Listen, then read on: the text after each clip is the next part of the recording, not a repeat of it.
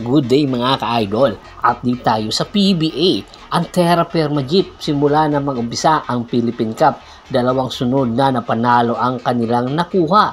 At this time, mayroon silang napansin dahil ang kanilang number 1 pick sa nakaraan PBA draft na si Stephen Holt ay maganda ang ipinakita at very consistent sa dalawang nasabing game. Sa katunayan, si Stephen Holt ay naging best player of the game sa nakaraan laban nila kontra sa NLEX Sud Warriors. Ipinakita mismo ni Stephen Holt na ano ang kaya niyang gawin. At para mapatunayan, nakarapat-dapat siya sa number 1 pick ng Terra Firma Jeep.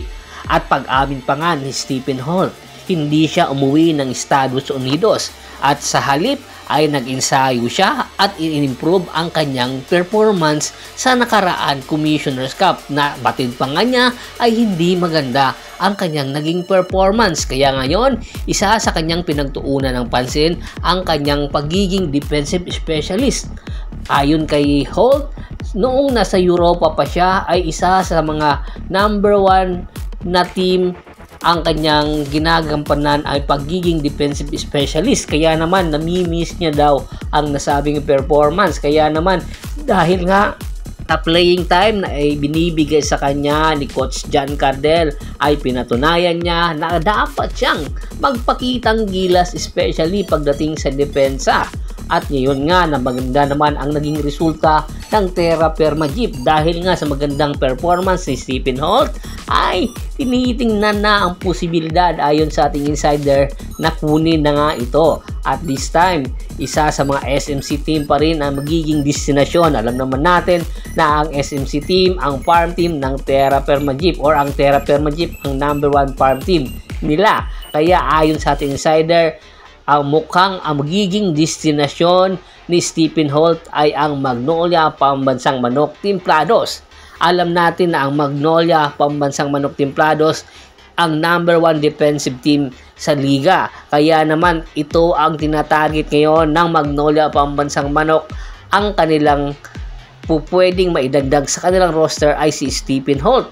Kamakailan nga lang ay namumroblema ang Magnolia Pambansang Manok Timplado sa matchup nila sa finals sa SMB dahil sa kakulangan nila ng outside shooting.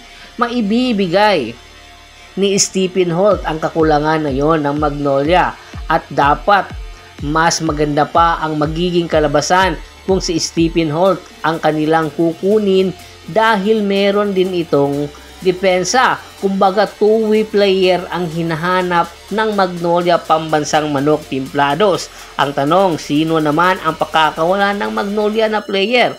At ayon nga sa ating insider, malaki ang posibilidad na pakakawalan nga nila si Abu Trotter at isa sa mga bench players nila. Kaya hinihintay pa ang mga posibleng mga players na idadagdag sa package. Aabangan natin yan. Samantala, ayon din sa ating insider, tinitingnan na rin ngayon ng Barangay Ginebra San Miguel ang posibleng pag-acquire sa big man na si Greg Slaughter.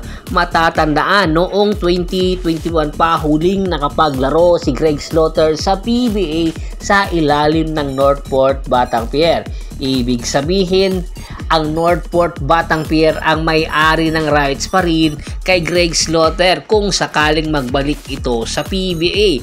At the age of 35, ilang taon na lang ang ilalagi ni Greg Slaughter sa Philippine basketball or sa basketball or ang karera niya sa basketball. Kaya naman, dahil nga sa hindi magandang performance niya sa Japan na kung saan naglalaro nga ngayon sa Fukuoka at limited minutes lang ang ibinibigay sa kanya ng coaching staff, kung sakali mang kunin siya muli ng Barangay Ginebra at ni Coach Tim Con ay papayag itong magbalik PBA. Ang tanong, hindi na ba galit sa kanya si Boss Al Francis Chua dahil sa kanyang ginawang pag-alis sa PBA na kamakailan nga lang ay gusto na siyang kunin ng San Miguel Bearmen. Sa halip na pumirma ito sa San Miguel Bearmen ay lumipat ito ng Japan na kung saan mas mataas nga ang kanyang offer.